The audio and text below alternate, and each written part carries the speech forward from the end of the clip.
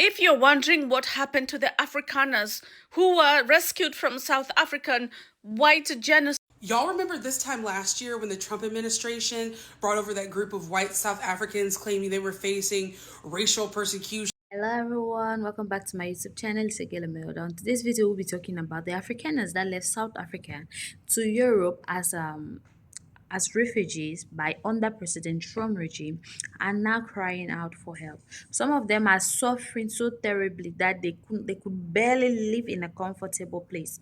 And we are hereby asking the South African government to try and do something about it because all of them are citizens of South Africa, no matter what, you understand?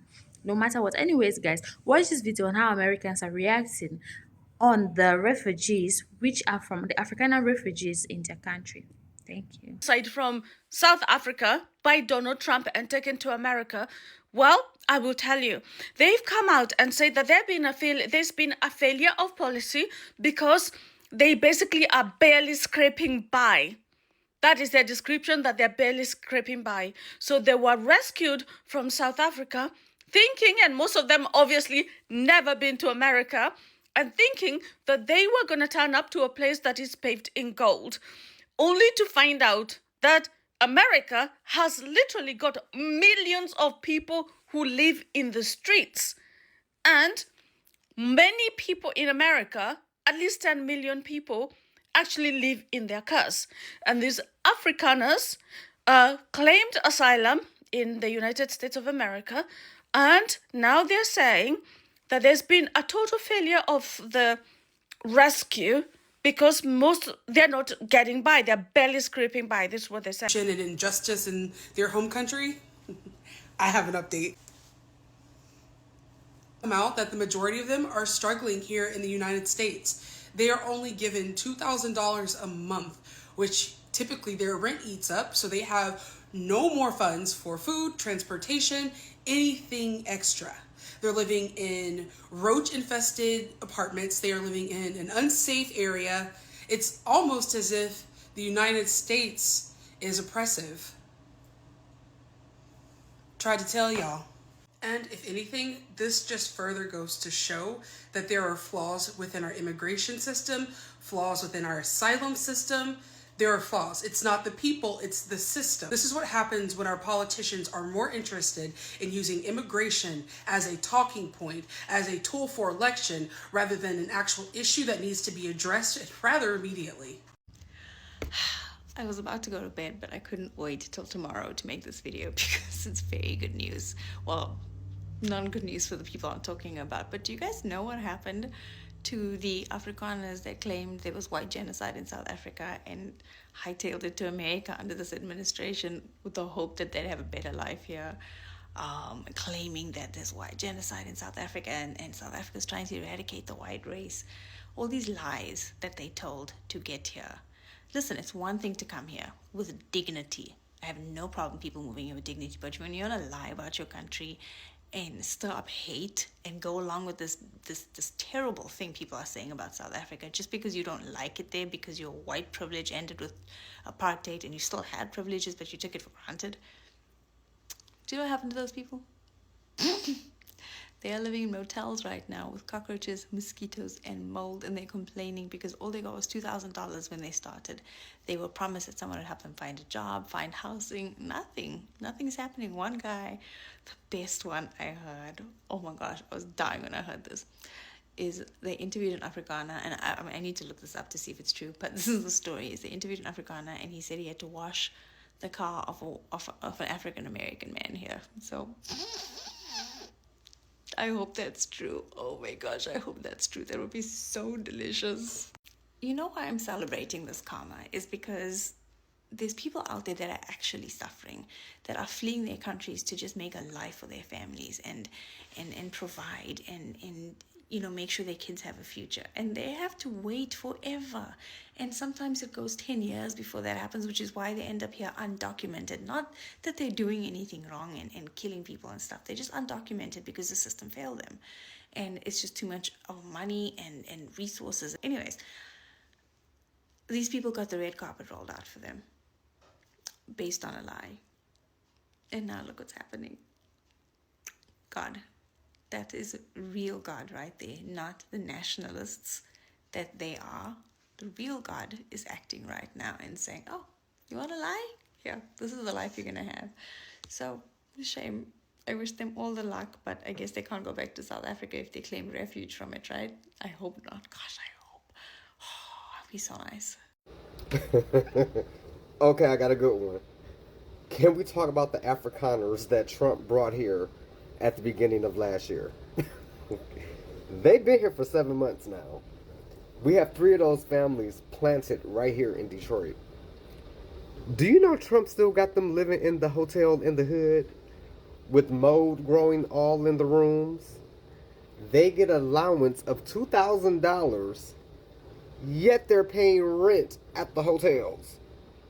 Now y'all know it's cold as shit here in Detroit. I mean, it's cold. Cold. I ain't been outside in 3 days. These motherfuckers come from a tropical weather system where it's sunny and warm all the time. This snow shit, they not used to this shit. How about they got them wearing summer clothes?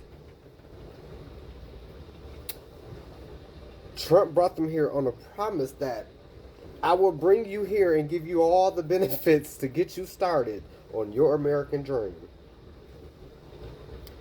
They're still waiting. The conditions some of these refugees say they are experiencing, because the administration made it seem as if they were being prioritized. They are a special group. Good morning. Thanks so much for having me on. Yes, I spoke to 10 South African refugees who told me that they came to the U.S. hoping for a better life, a better situation, just as other refugees. And the government contracts with 7 refugee resettlement agencies that are paid hundreds of millions of dollars per year to provide safe, sanitary, and affordable housing. And unfortunately, what I heard from these Afrikaner refugees is that they're spending weeks in motels in unsafe areas. They're being offered housing that is full of mold, apartments that are full of mold in expensive areas. So each refugee is allotted $2,000, and all of that has been going to rent. So they're really left with nothing. And these agencies are supposed to help them apply to jobs, obtain temporary benefits such as SNAP and Medicaid, and basically other people from the community, like neighbors, are having to step in because they just, in some cases, can't even get a hold of their resettlement agencies. And Madeline, what jumps out to me about what you're saying is we have this almost split screen between what you're describing their life is like now and how they looked in May of 2025 when they were being welcomed here. They were holding American flags. They had smiles on their faces. When you asked refugee groups about these issues with the resettlement process, what are they telling you? How common is this? Well, from what I could tell, I mean, there is an entire network of people as they come. I mean, people I spoke to came as soon as 2 weeks ago. And what they do is, they have a network through social media groups and WhatsApp, and they're all realizing, oh no, I'm stuck in this hotel. I only have a certain amount of food. They don't have transportation. They don't have the right clothing. I talked to 3 refugees who are in Detroit. It's very cold there. They do not have coats. So they're realizing that they really feel alone. So I think with that original group, now we're sort of seeing, I think so far, over 1,600 Afrikaner refugees have come, and now we're seeing sort of the cracks in the system here. So now you over here stuck in America. Well, I'm gonna tell you like they told us. You better pull yourself up from your bootstraps, because no one is coming to rescue you. That was your fault for believing a man like Trump was gonna bring you here and give you everything that we ain't got. So, guys, what do you all think about that video? Listen, they said Afrikaners, they were only giving $2,000 a month. Like $2,000, what are they going to do with $2,000 in the US? Yeah, if you have $2,000, let's say if you have $2,000 in South Africa, you can do a lot with it. But in the US, what are you going to do with it? They have bills to take care of, they have tax, and the only thing they have to do now is to look for a means to do a part-time job. They only need to look for a means to do part-time jobs till the day their savior will give them jobs. You understand? Till the day their savior will give them jobs. And all of this happened because they were the ones who said there is white genocide in South Africa. They said South Africans are killing the the white people, the white farmers. So I really don't understand how things has gotten to this, but I believe they can still there is something that South African president can still do, because those people were better off in South Africa. They were enjoying their life, their things, and now they are washing cars. Some are even washing cars for some black Americans. Black Americans are paying them. It's not like Black Americans are not people. Yeah, they are people, but you know the type of prestige some people have, that they cannot see themselves working for Black people. So it's kind of a humiliation for them. So I strongly suggest, if there is a means for those people to come back and continue from where they stopped in their country, then they should come back. And congratulations to everyone that is enjoying the US, all those Afrikaners that have made it in the US through this refugee program. Those ones that have not made, you guys should look for a way to come back. South Africa is your home. Anyways, guys, if you're new on my channel, please make sure to like, share, and subscribe. Thank you.